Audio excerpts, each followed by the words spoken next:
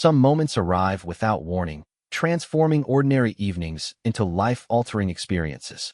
What started as an elegant charity banquet in the heart of London would become the night that changed two lives forever.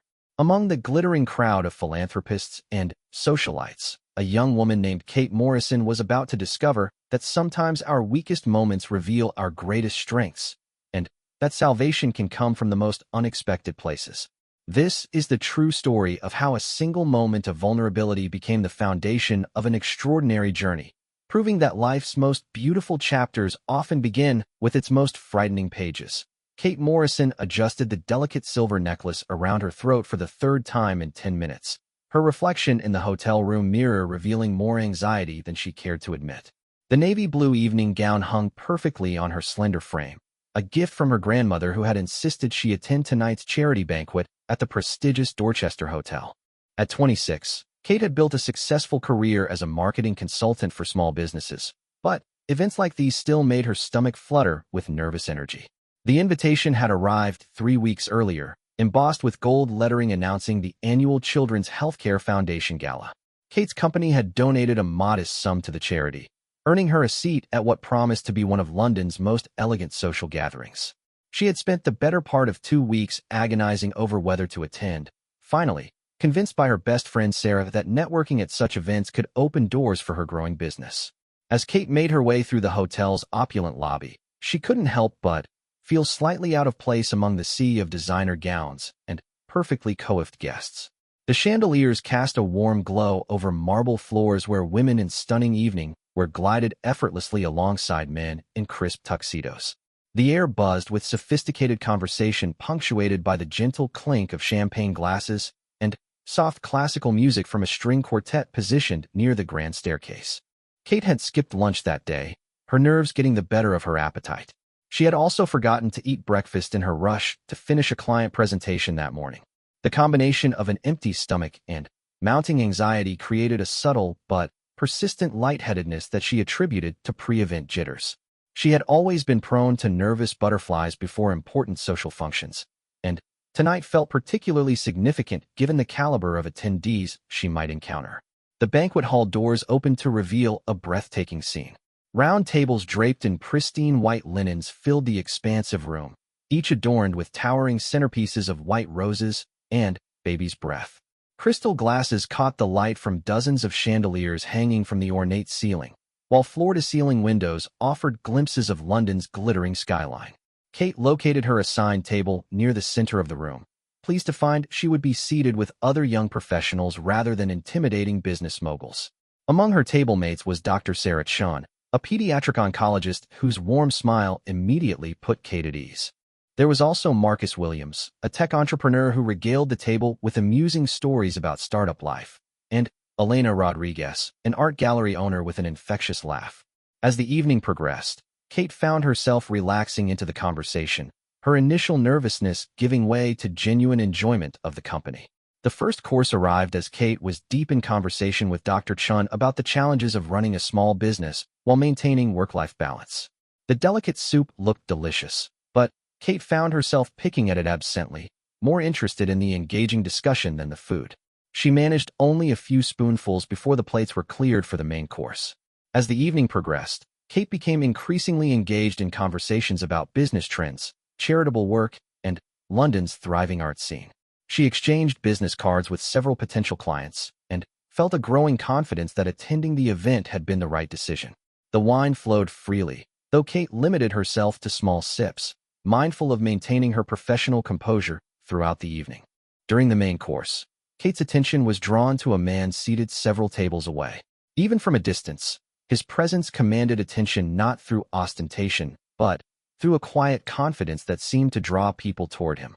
He appeared to be in his early 30s, with dark hair and an easy smile that suggested he was equally comfortable discussing business deals or making lighthearted conversation. What struck Kate most was how genuinely he seemed to listen to everyone who spoke with him, leaning in with interest whether the speaker was a prominent socialite or a young volunteer. Elena noticed Kate's distracted glances. "That's William Hartford," she said with a knowing smile. "His family's foundation has been supporting children's charities for decades. He took over the foundation when his father retired last year." Quite impressive what he's accomplished in such a short time. He's expanded their reach to include educational programs alongside medical support. Kate felt a flutter of interest that had nothing to do with business networking. There was something genuinely appealing about a man who dedicated his wealth and energy to helping children in need. She found herself stealing glances in his direction throughout the dinner, admiring how he interacted with obvious respect for everyone around him regardless of their social status or financial contribution to the cause. The main course proved to be an elegantly prepared salmon with seasonal vegetables, but Kate again found herself eating sparingly. Between the engaging conversation, her persistent nervousness, and her distraction whenever she caught sight of William Hartford, food seemed like a secondary consideration.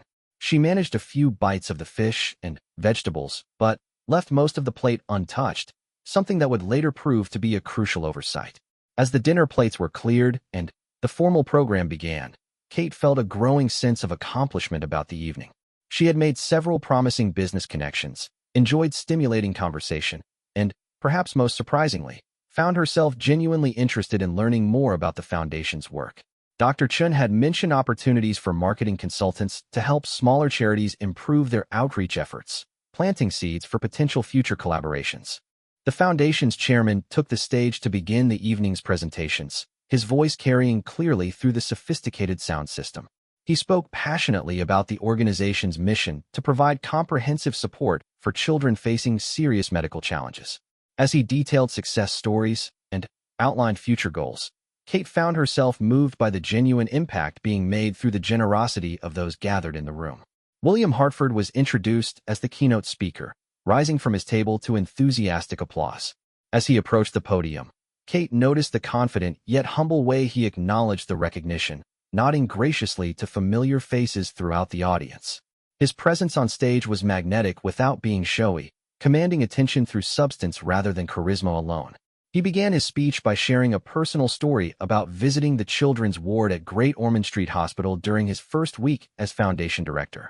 His voice carried genuine emotion as he described meeting a 7-year-old girl named Emma who was undergoing treatment for leukemia.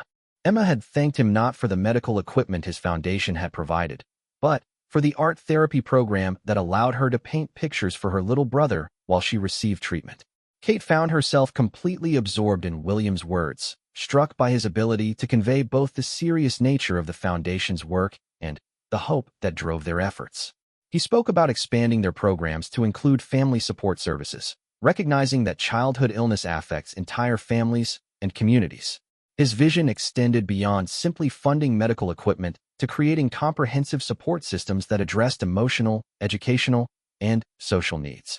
As William continued his presentation, detailing specific initiatives and sharing more success stories, Kate felt an unexpected wave of dizziness wash over her.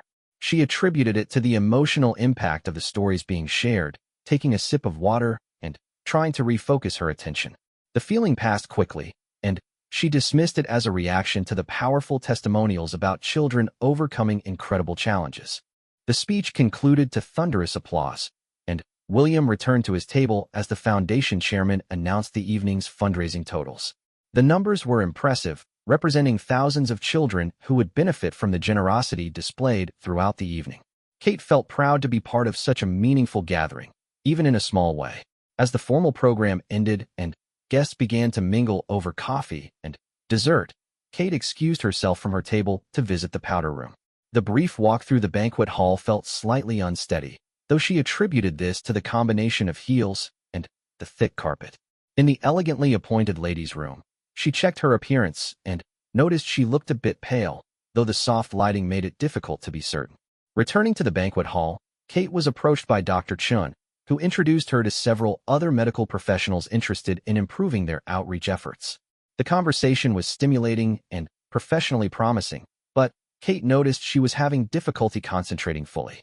Words seemed to require more effort to process, and she found herself nodding along while struggling to maintain complete focus on the discussion.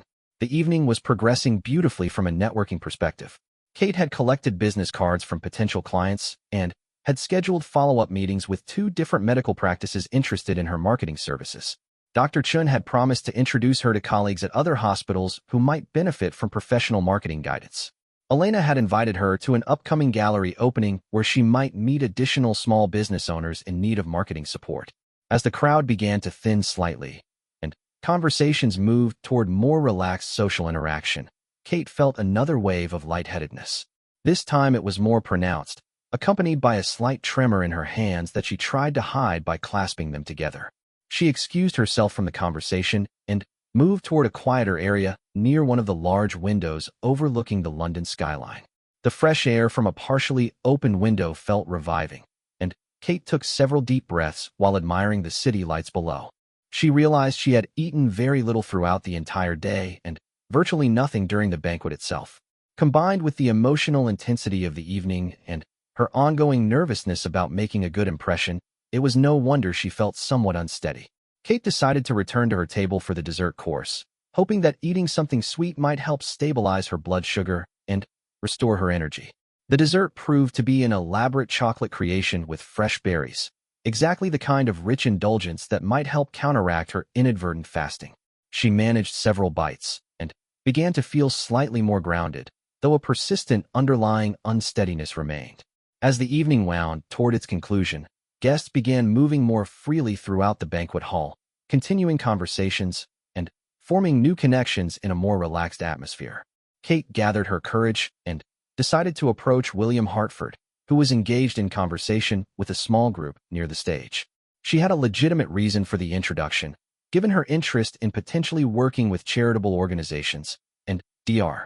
Chen had encouraged her to make the connection. As she walked across the banquet hall toward William's group, Kate felt confident about the evening's accomplishments and optimistic about the professional opportunities that might emerge from her attendance.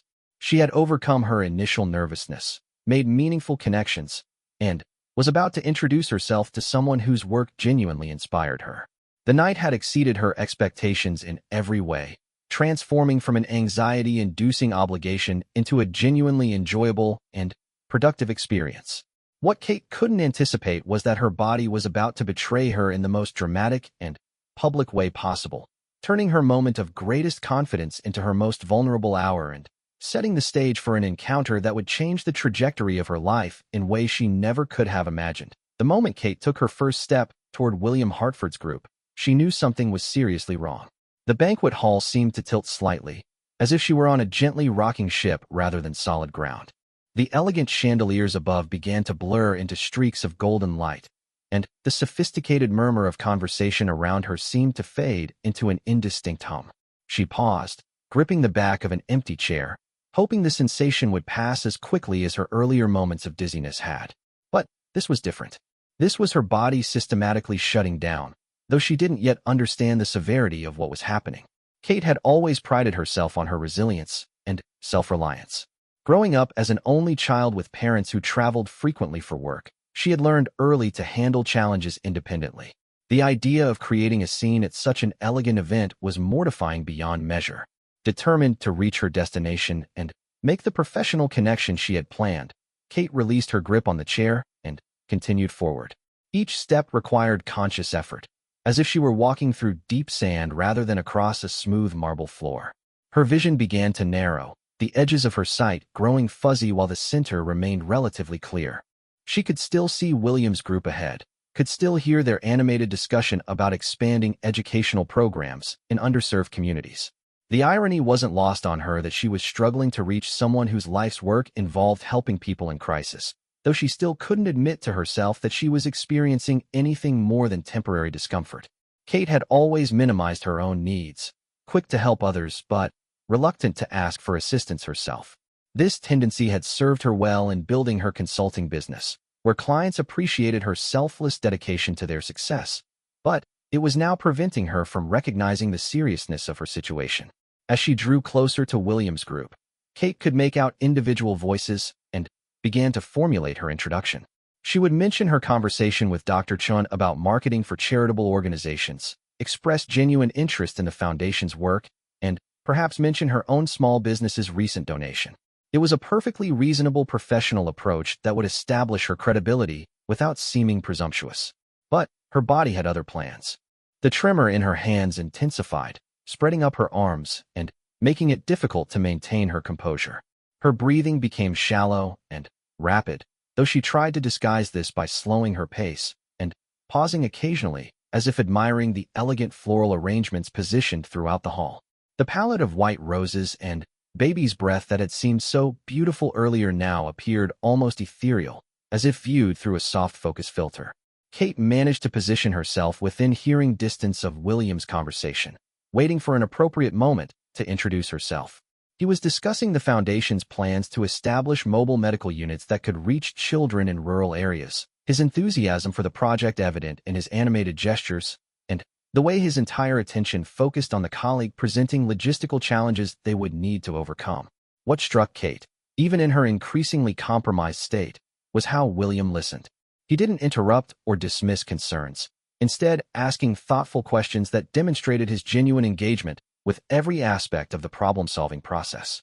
When a younger colleague suggested an innovative approach to staffing the mobile units, William's face lit up with genuine excitement, and he immediately began exploring how they might pilot the idea.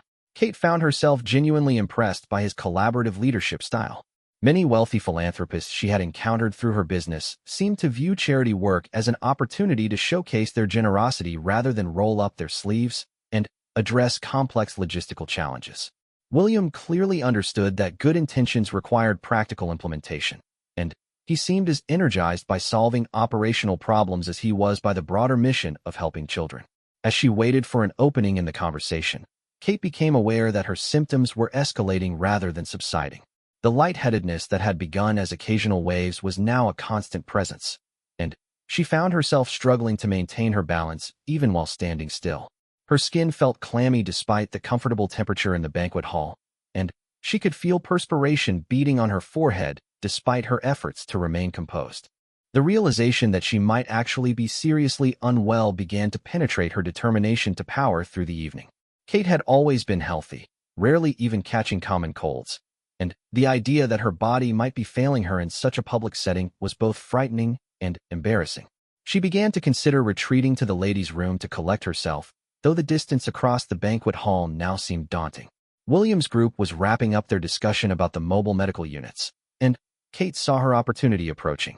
She took a deep breath and stepped forward, hoping to catch his attention before the group dispersed.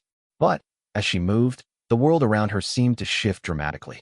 The elegant banquet hall became a kaleidoscope of swirling colors and indistinct shapes, and the floor beneath her feet felt suddenly insubstantial.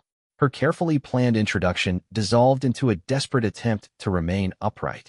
Kate reached out instinctively, her hand grasping for anything that might provide support, but finding only empty air.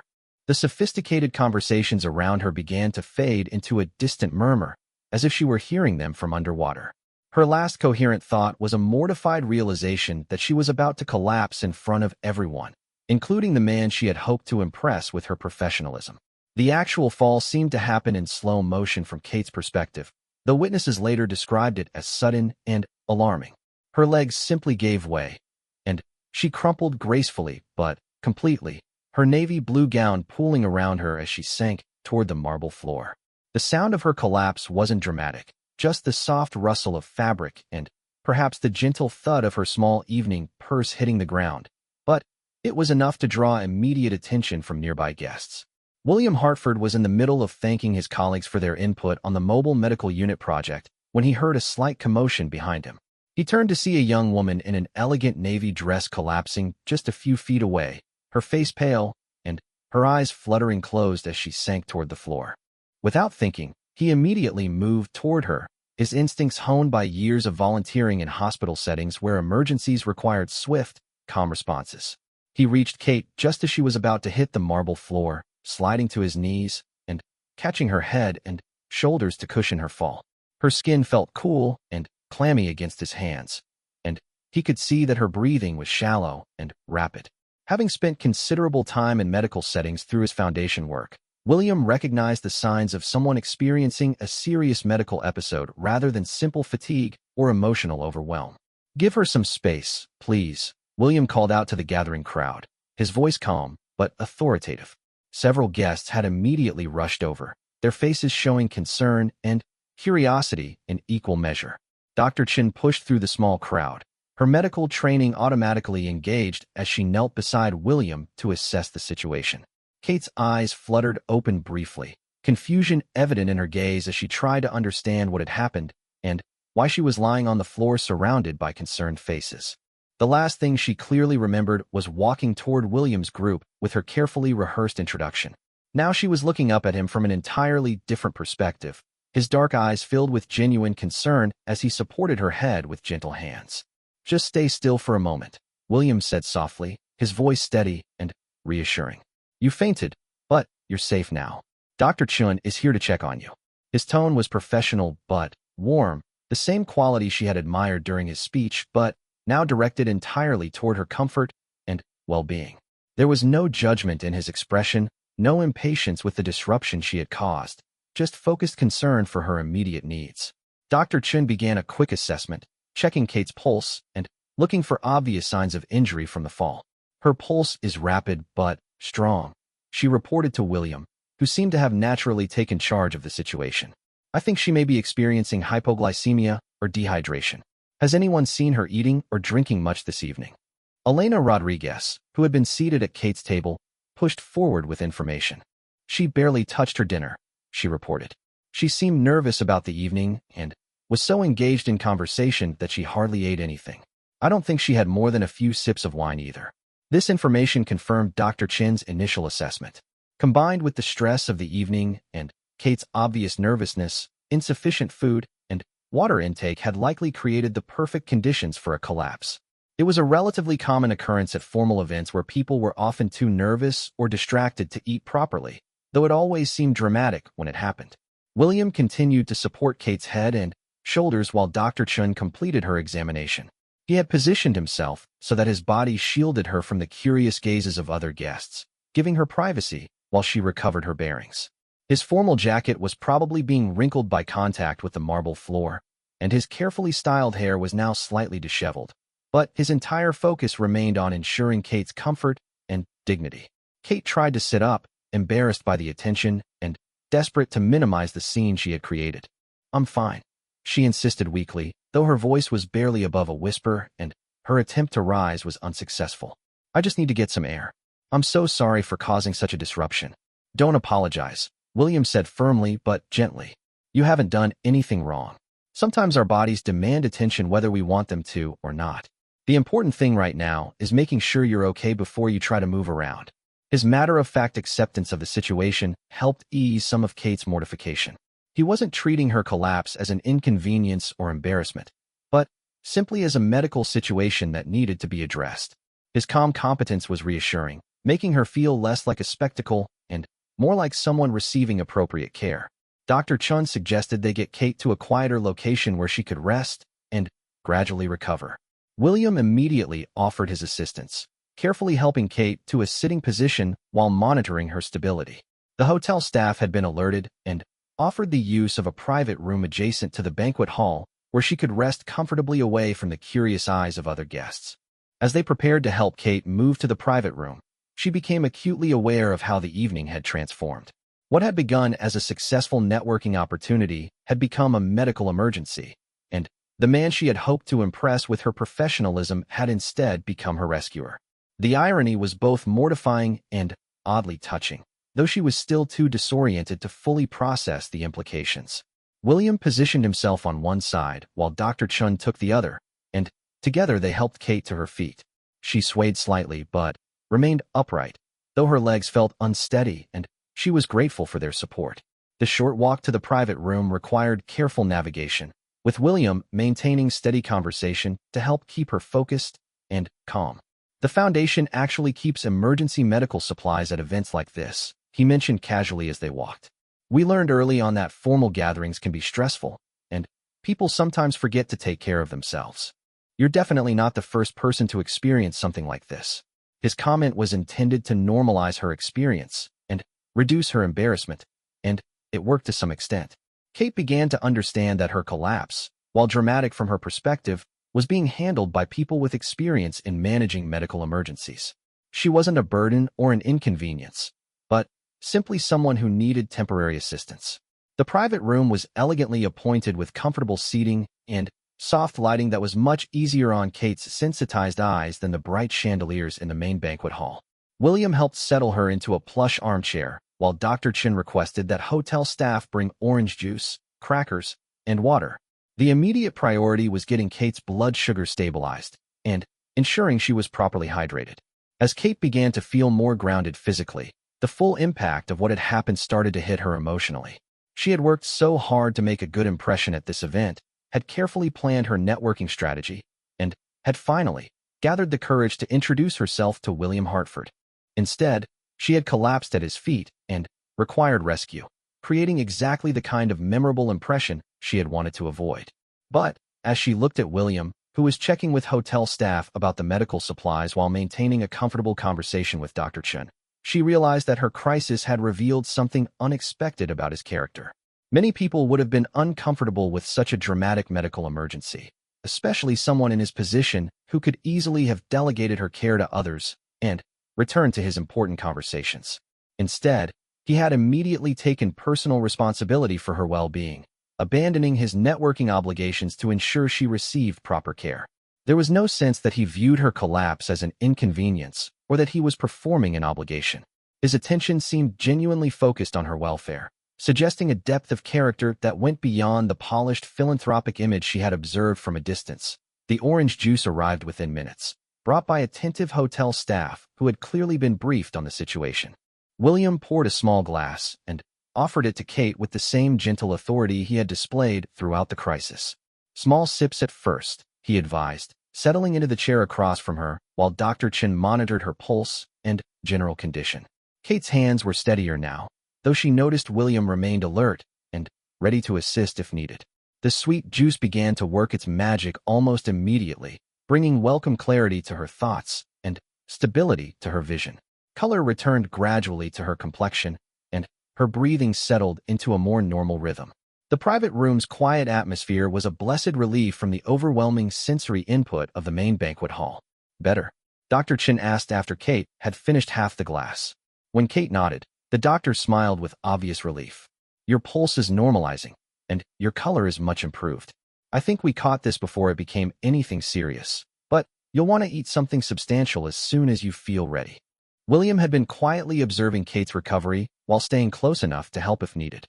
Now that the immediate crisis had passed, she became acutely aware of how the evening had completely derailed her carefully laid plans. Not only had she failed to make the professional impression she had hoped for, she had become the center of a medical drama that would likely be remembered by everyone present. I can't believe I did that, Kate said quietly, mortification creeping into her voice as her thinking cleared. I've never fainted in my life. I must have disrupted the entire evening for everyone. William leaned forward slightly, his expression serious but kind. Kate, you didn't disrupt anything. Medical emergencies happen, and when they do, the only thing that matters is making sure the person is okay. Everyone in that room has either experienced something similar themselves or watched it happen to someone they care about. His use of her name surprised her until she realized that Dr. Chun must have provided the information during the initial assessment. The casual familiarity felt strangely comforting rather than presumptuous, as if they were already acquainted rather than meeting under these unusual circumstances. There was something about his presence that made the mortifying situation feel more manageable. Dr. Chun excused herself to return to the main event, confident that Kate was out of immediate danger and in capable hands. Before leaving, she provided her business card and made Kate promise to follow up with her own physician within the next few days to rule out any underlying conditions that might have contributed to the episode. She also insisted that Kate not drive herself home, advice that William immediately seconded. Alone with William for the first time since the crisis began, Kate felt a mix of gratitude and embarrassment that was difficult to navigate. He had abandoned his own evening to care for a complete stranger, missing opportunities to connect with important donors and colleagues while ensuring her well-being. The gesture was so far beyond basic courtesy that she struggled to find appropriate words to express her appreciation. I should let you get back to the event, she said, though her voice lacked conviction. The truth was that his presence was enormously comforting, and the prospect of being alone while still feeling fragile was daunting. You've already done so much more than anyone could expect. William shook his head with a slight smile. I'm not going anywhere until we're sure you're completely stable and have a safe way to get home. The foundation work can wait. Right now, you're the priority. His matter-of-fact declaration settled something in Kate's chest that she hadn't realized was tight with anxiety. In her experience, people often offered help as a social courtesy, but were relieved when it wasn't actually needed. William seemed genuinely committed to seeing her situation through to a proper resolution, without any sense of obligation or martyrdom. The hotel staff had provided crackers and cheese, which Kate began to eat slowly under William's watchful eye. Each bite brought further stabilization, and she began to feel more like herself again. The quiet conversation that developed between them was surprisingly natural, perhaps because the dramatic circumstances had bypassed normal social conventions and created immediate intimacy. "Have you experienced anything like this before?" William asked, genuine concern underlying his casual tone. Dr. Chen mentioned it could be related to stress and not eating, but it's worth making sure there isn't something else going on. Kate shook her head, still embarrassed by the entire situation. "Never anything like this. I was just nervous about tonight. I don't usually attend events like this, and I hadn't eaten much today. I guess I underestimated how that combination might affect me." "What made you nervous about tonight?" William's question was gentle, with no judgment or condescension. He seemed genuinely interested in understanding her experience rather than simply making conversation while they waited for her to recover. Kate found herself explaining her small marketing business and how attending the gala represented a significant stretch outside her normal professional comfort zone. She described her hopes of making connections with charitable organizations that might need marketing support, and her anxiety about navigating such an elegant social environment where she felt somewhat out of place. As she talked, William listened with the same focused attention she had observed during his conversations with colleagues earlier in the evening. He asked thoughtful questions about her business and her approach to working with smaller organizations. His interest seemed genuine rather than polite, and Kate began to relax into what felt like a real conversation rather than awkward small talk during a medical recovery.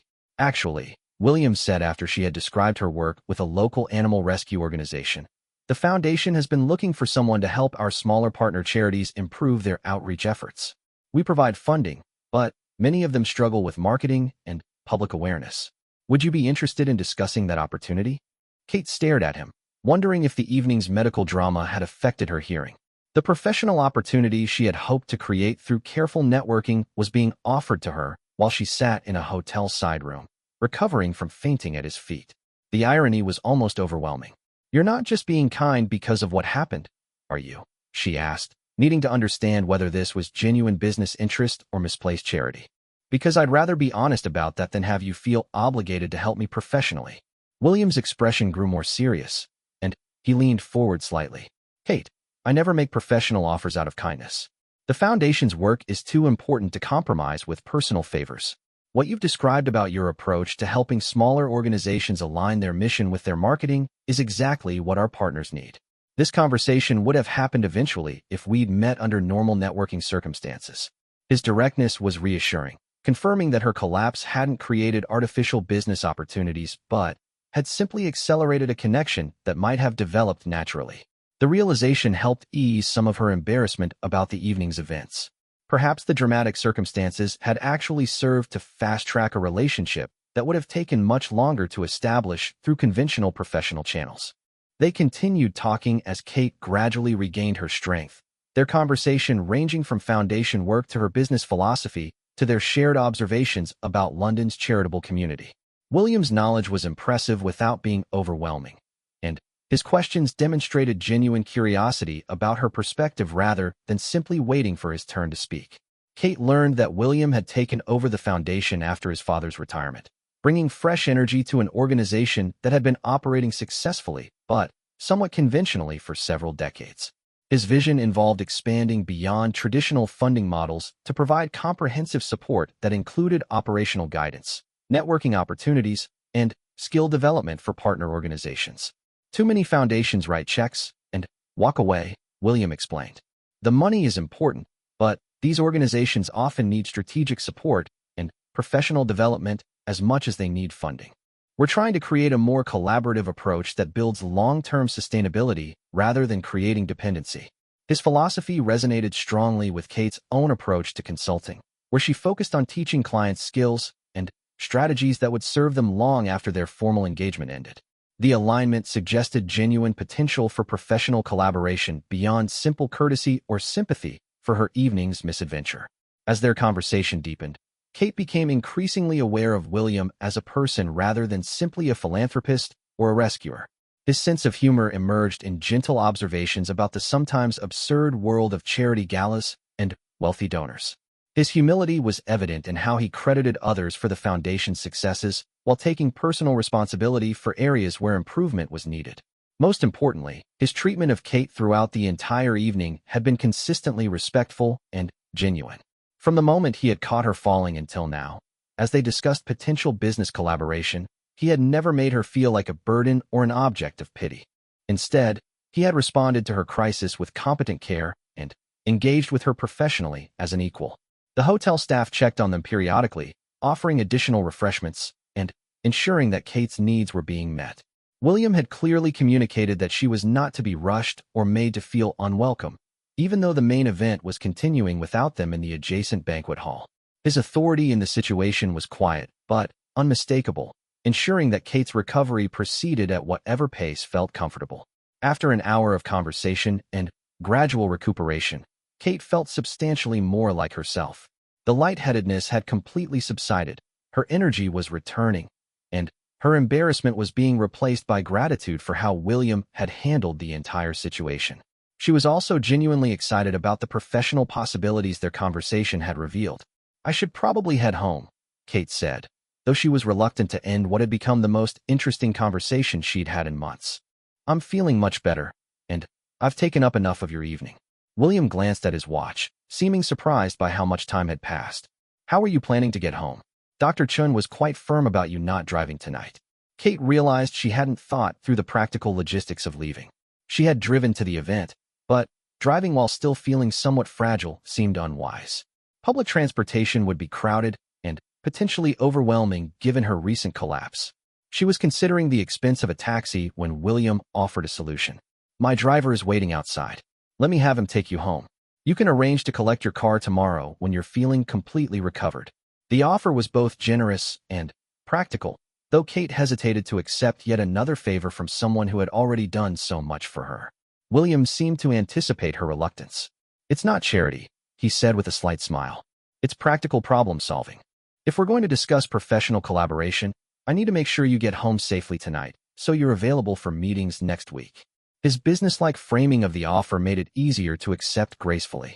They were potentially professional colleagues now, and ensuring her safe transportation was a reasonable extension of their business discussion rather than personal charity. Kate found herself appreciating his intuitive understanding of her need to maintain dignity even while accepting help. Before they left the private room, William exchanged contact information with Kate, confirming their intention to continue the conversation about foundation partnerships in a proper business setting. He also insisted on getting Dr. Chin's assessment in writing, along with recommendations for follow-up care with Kate's own physician. As they prepared to leave, Kate reflected on how completely the evening had exceeded her expectations, though in ways she never could have predicted. She had hoped to make professional connections, and had succeeded beyond her wildest dreams. She had feared embarrassing herself, and had certainly accomplished that goal as well. But, somehow, the combination of disaster and rescue had created opportunities and relationships that conventional networking could never have achieved. The last thing Kate expected was that collapsing at a charity gala would become one of the most significant evenings of her professional life. But, as she prepared to leave with William's assistance, she began to suspect that this dramatic introduction was just the beginning of a much larger story. William's driver, James, was a distinguished gentleman in his 60s who treated Kate with the same respectful professionalism he clearly extended to all passengers. The luxury vehicle was spacious and comfortable, with soft leather seats and climate control that made the journey home feel more like a retreat than transportation. William had insisted on accompanying Kate to ensure she arrived safely, settling into the seat beside her with easy familiarity that suggested this level of personal attention to others' welfare was simply part of his character. As they drove through London's illuminated streets, Kate found herself viewing the city differently than she had on her nervous journey to the hotel earlier that evening. The same landmarks that had seemed intimidating in her anxious state now appeared welcoming and beautiful.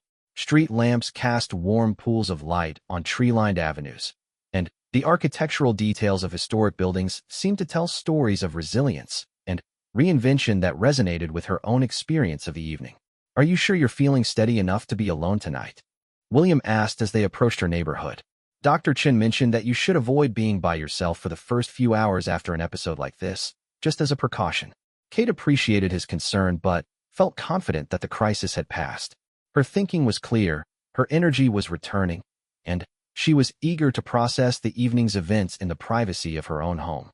More importantly, she was beginning to feel slightly overwhelmed by how much help she had accepted from a virtual stranger, no matter how kind and professional he had been. "I'll be fine," she assured him. "My neighbor Sarah has keys, and she's usually up late on weekends. I can call her if I need anything. But, honestly, I feel much more like myself again." William nodded, but made her promise to contact Dr. Chun or call emergency services if she experienced any recurrence of symptoms. He also insisted on getting Sarah's contact information, explaining that he wanted to be able to check on Kate's welfare without imposing on her directly. His thoroughness was touching without being excessive, suggesting genuine care rather than mere politeness. Kate's apartment building was a converted Victorian house in a quiet residential area, divided into 4 units with small gardens and window boxes that she had filled with seasonal flowers. As James pulled up to the entrance, Kate felt a mix of relief at being home and reluctance to end what had become an unexpectedly meaningful evening despite its dramatic beginning. William walked her to the building entrance, carrying the small evening bag she had dropped during her collapse. The gesture was simple but considerate, acknowledging that she might still be feeling fragile while avoiding any appearance of treating her as an invalid. His ability to calibrate his assistance to her actual needs rather than his assumptions about what she might require impressed Kate, and made accepting his help feel natural rather than burdensome. "Thank you," Kate said as they reached her door. "For everything. I know you missed the rest of the event because of me, and I can't tell you how much I appreciate how you handled everything." William smiled, and in the soft lighting from the building's entrance, Kate noticed details about his face that had been less apparent in the bright banquet hall. There were slight lines around his eyes that suggested someone who smiled frequently, and his expression held a warmth that seemed genuine rather than professionally maintained. He was, she realized, actually quite handsome in a way that had nothing to do with his elegant formal wear or social status. "Take care of yourself," he said simply. "I'll call tomorrow afternoon to make sure you're feeling completely recovered, and then we can schedule a proper meeting to discuss the foundation partnerships when you're ready." After William's departure, Kate climbed the 2 flights of stairs to her apartment slowly but steadily. Her small flat was decorated in warm colors and filled with plants and books, creating a cozy sanctuary that felt especially welcoming after the evening's drama. She changed into comfortable pajamas, made herself a cup of tea, and settled into her favorite armchair to reflect on everything that had happened. The evening felt surreal in retrospect. She had started the night as an anxious small business owner, hoping to make professional connections, and had ended it as someone who had formed a potentially significant business relationship with one of London's most respected philanthropists. The path between those 2 states had involved a medical emergency and personal vulnerability that would have mortified her under normal circumstances, but had somehow led to exactly the kind of opportunity she had hoped to create. Kate's phone buzzed with a text from Sarah, who had heard about the evening's events through Dr. Chun and wanted to check on her friend's well-being. As Kate reassured Sarah that she was fine and briefly described William's kindness throughout the crisis, she began to process the personal dimensions of what had occurred alongside the professional implications. There was something about William that went beyond his obvious qualifications as a potential business partner. His response to her collapse had revealed character traits that couldn't be assessed through networking conversations or professional presentations. He had shown himself to be someone who took responsibility for others' welfare without grandstanding, who could manage crises calmly while maintaining genuine empathy for the person at the center of the emergency. More intriguingly, their extended conversation during her recovery had revealed intellectual compatibility and shared values that suggested the potential for friendship as well as business collaboration. William's approach to philanthropy aligned closely with Kate's philosophy about consulting work, creating the foundation for understanding that often predicted successful long-term professional relationships. Kate found herself curious about William as a person beyond his public role. What had drawn him to foundation work beyond family tradition? How did he balance the demands of managing significant charitable initiatives with his own personal interests? And relationships? What did he do when he wasn't attending galas or meeting with medical professionals about mobile health units? These questions felt both natural and slightly dangerous. Kate had learned through experience that mixing business relationships with personal interest often complicated both areas in ways that benefited neither. But there was something about William's character that made conventional boundaries seem artificial rather than protective. The next morning brought clear skies and the kind of crisp autumn air that made London feel energized and full of possibility. Kate woke feeling completely recovered from the previous evening's episode, with no lingering dizziness or fatigue. Her appetite had returned with a vengeance, and she prepared a substantial breakfast while reviewing the business cards she had collected before her dramatic exit from the networking portion of the evening. Dr. Chen called mid-morning to check on Kate's condition and reiterate her recommendation for follow-up care with Kate's regular physician. During their conversation, Dr. Chen mentioned that William had contacted her first thing that morning to inquire about Kate's well-being and to request specific guidance about warning signs that might indicate ongoing medical concerns. "He's quite concerned about you," Dr. Chen observed. "It's not unusual for people to follow up after situations like last night, but his level of attention to detail is impressive. He wanted to make sure he understood exactly when you should seek additional medical care and how to recognize symptoms that might indicate complications."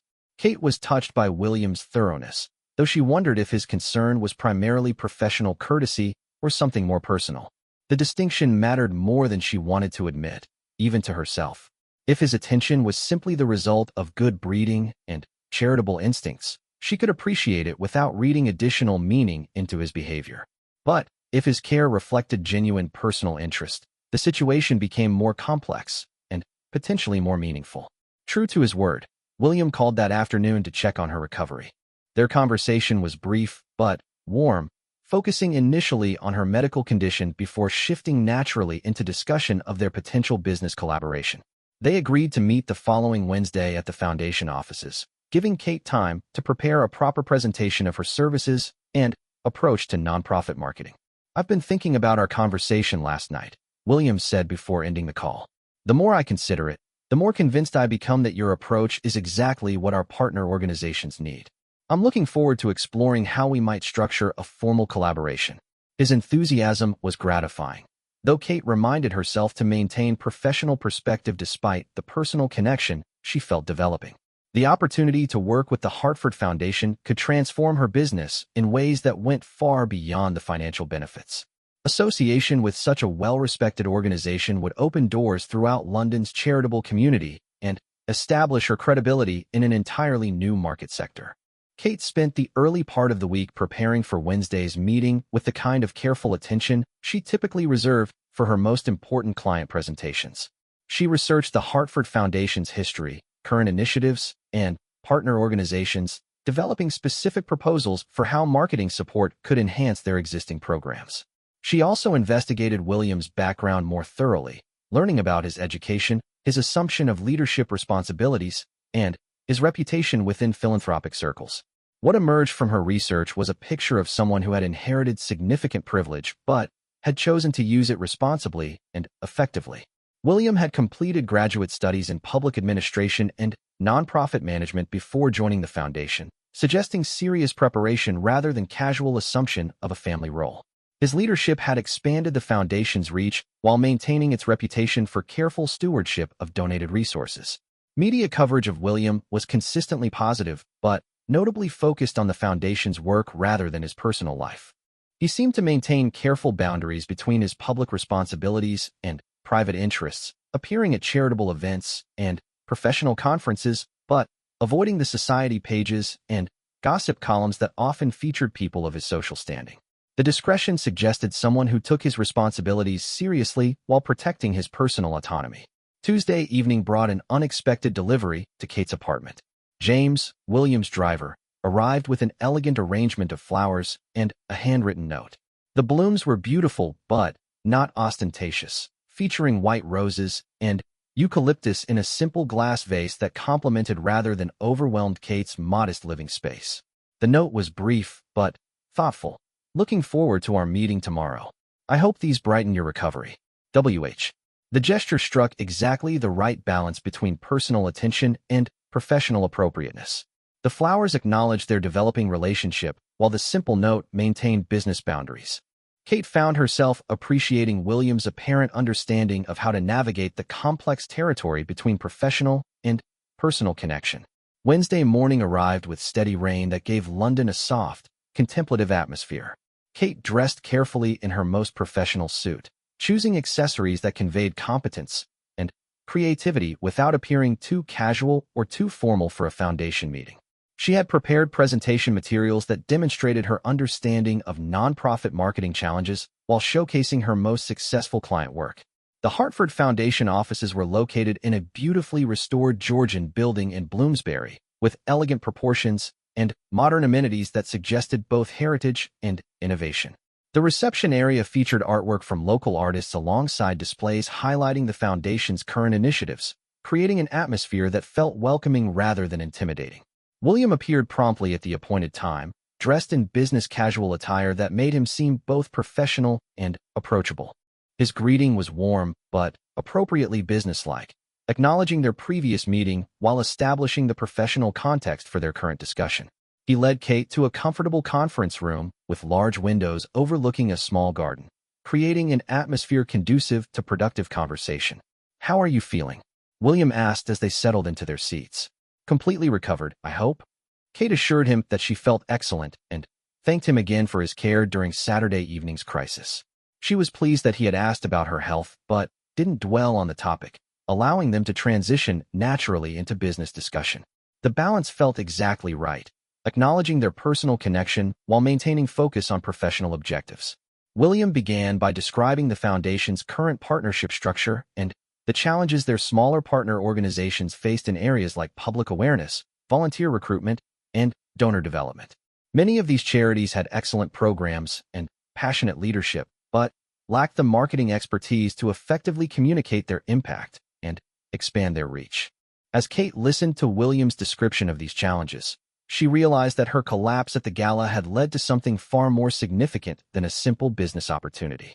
The foundation's needs aligned perfectly with her skills and interests, creating the potential for work that would be both professionally fulfilling and personally meaningful.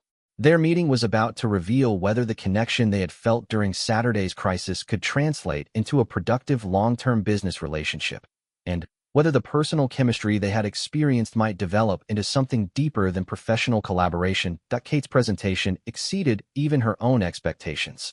The comprehensive proposal she had developed addressed the Hartford Foundation's partner organization challenges with specific strategies that demonstrated both her understanding of nonprofit dynamics and her creative approach to marketing solutions.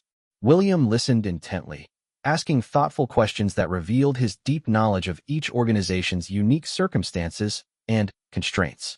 "This approach to volunteer recruitment is brilliant," William said, studying her materials for a local children's literacy program. "They've been struggling with volunteer retention for months. Your suggestion to create mentorship pathways rather than one-off commitments could completely transform their sustainability." Kate felt a surge of professional confidence as William engaged seriously with her ideas. This wasn't courtesy interest from someone who felt obligated to help her after Saturday's medical emergency. His questions were challenging, and his feedback was substantive, confirming that he viewed her as a legitimate business partner rather than a charity case. Their discussion extended well beyond the scheduled hour as they explored implementation strategies for various partner organizations. William's knowledge of each charity's specific challenges was impressive, suggesting hands-on involvement rather than distant oversight. When he described visiting program sites and meeting directly with beneficiaries, Kate understood that his leadership style was collaborative rather than executive. "I'd like to propose a pilot program," William said as their formal presentation concluded. 3 partner organizations, 6-month engagements, with the potential to expand if results meet expectations. "Would you be interested in developing a formal proposal along those lines?" Kate managed to maintain professional composure while internally celebrating what represented a significant breakthrough for her business. The Hartford Foundation partnership would provide steady income for months while establishing her credibility throughout London's charitable sector. More importantly, the work would be personally fulfilling in ways that corporate consulting rarely achieved. "I'm very interested," she replied carefully. "I need to understand the timeline and budget parameters, but the opportunity to work with your partner organization sounds perfect for both my skills and my interests. They spent another hour discussing practical details, contract structures, and performance metrics. William's approach to business arrangements was thorough but fair, with clear expectations balanced by reasonable flexibility for creative problem-solving. Kate appreciated his directness about foundation requirements while respecting her professional judgment about marketing strategy implementation. As their meeting concluded, William walked Kate to the building entrance, their conversation shifting naturally from business specifics to broader observations about nonprofit work and London's charitable community. The transition felt comfortable rather than forced, suggesting compatibility that extended beyond their formal business relationship. "I enjoyed our discussion immensely," William said as they reached the reception area. "Both the professional aspects and the opportunity to continue getting to know you better. I hope we'll have many more conversations like this one." His comment acknowledged the personal dimension of their developing relationship while maintaining appropriate professional boundaries. Kate appreciated his direct recognition of their mutual interest without inappropriate pressure or premature personal advances. The balance felt exactly right for the early stages of what might become something more than business collaboration. Kate left the foundation offices feeling energized and optimistic about multiple aspects of her life. The professional opportunity was extraordinary, offering growth potential she hadn't anticipated when nervously preparing for Saturday's gala. But equally significant was the personal connection with William, which had deepened during their business meeting rather than being overshadowed by professional concerns.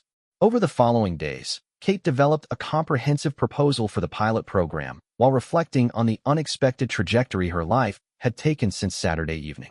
The medical emergency that had mortified her at the time had created opportunities and relationships that conventional networking could never have achieved. Her moment of greatest vulnerability had led directly to her most significant professional breakthrough. William called Thursday evening to discuss minor modifications to the pilot program structure, their conversation flowing easily between business specifics and personal observations about London autumn weather and weekend plans.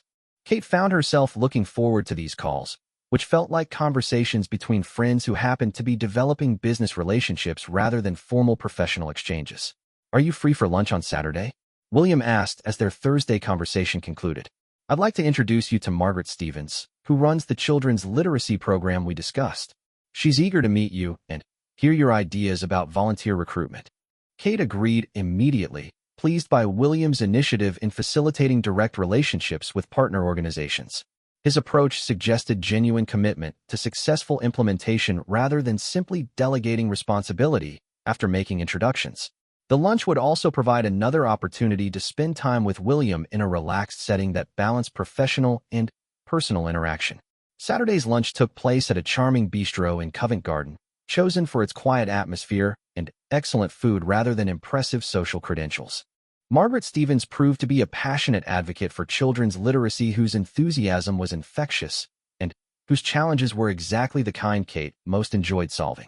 Their conversation flowed naturally among program specifics, creative marketing strategies, and shared observations about working with volunteer organizations. William's role during lunch was primarily facilitative, ensuring both women felt comfortable while contributing insights based on his knowledge of foundation resources and community connections. Kate appreciated how he managed the conversation without dominating it, allowing her professional relationship with Margaret to develop naturally while remaining available to provide context and support as needed. After Margaret left to return to her program responsibilities, William and Kate lingered over coffee, their conversation shifting to more personal topics. William asked about Kate's background in marketing, her decision to start her own business, and her impressions of London after relocating from Manchester several years earlier. His questions felt genuinely curious rather than politely conversational. Kate learned that William had briefly considered pursuing medicine before deciding that foundation work offered better opportunities to address systemic problems rather than individual cases. His thoughtful approach to career decisions impressed her, suggesting someone who made choices based on careful consideration rather than default expectations or external pressure. "I've been thinking," William said as they prepared to leave the bistro. "The pilot program is going to require significant coordination between your work and foundation resources. It might be more efficient if we scheduled regular meetings to ensure everything stays on track. What would you think about weekly dinners to discuss progress and address any challenges?" His suggestion was reasonable from a business perspective, but clearly offered opportunities for personal relationship development that went beyond professional necessity. Kate appreciated his indirect approach, which allowed her to accept or decline based on professional considerations while understanding the personal implications of weekly dinners. That sounds very practical, Kate replied with a slight smile. Regular communication will definitely be important for program success. Their first official dinner meeting took place the following Wednesday at a quiet restaurant William selected for its excellent food and conversation-friendly atmosphere. They discussed pilot program logistics for approximately 30 minutes before their conversation expanded to include books they were reading, travel experiences, and observations about London's cultural offerings. Kate discovered that William was an accomplished photographer who used weekend trips throughout Britain to explore historical sites and natural landscapes. His passion for capturing both architectural details and countryside vistas revealed an artistic sensibility that complemented his analytical approach to foundation work. She shared her own interest in gardening and cooking, describing her small apartment balcony garden and her experiments with seasonal British cuisine. By the end of their dinner, Kate realized that her feelings for William had evolved well beyond professional appreciation or gratitude for his assistance during her medical emergency. She was genuinely attracted to his intelligence, his character, and his approach to both work and personal interests. More significantly, his attention to her seemed to reflect similar feelings rather than simple courtesy or business strategy. The pilot program launched successfully the following month, with Kate dividing her time among 3 partner organizations while maintaining regular communication with William about progress and challenges. Their weekly dinners continued, gradually shifting from business-focused meetings to social occasions where work provided context for broader conversations about their interests, values, and goals. Kate's work with the Foundation's partner organizations exceeded expectations, with volunteer recruitment increasing significantly and program awareness expanding throughout their target communities. William's support was instrumental in her success, though he was careful to credit her achievements rather than claiming collaborative responsibility. His confidence in her abilities was both professionally validating and personally meaningful. 3 months after the pilot program launch, William invited Kate to accompany him to a Foundation board meeting where she would present results and propose expansion to additional partner organizations. The invitation represented both professional recognition and personal trust, since board meetings involve the Foundation's most important stakeholders and decision-makers. Kate's presentation was received enthusiastically by board members, who approved expansion of her services to 5 additional partner organizations. The contract represented financial security for the next 2 years while establishing her reputation as the Foundation's preferred marketing consultant.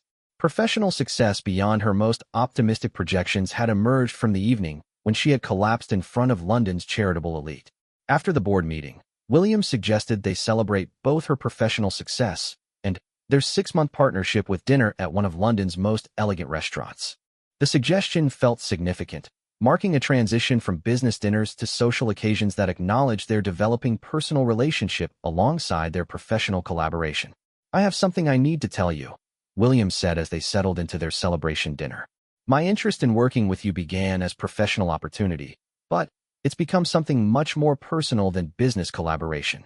Kate smiled, feeling relief and excitement about his direct acknowledgement of what had been developing between them for months.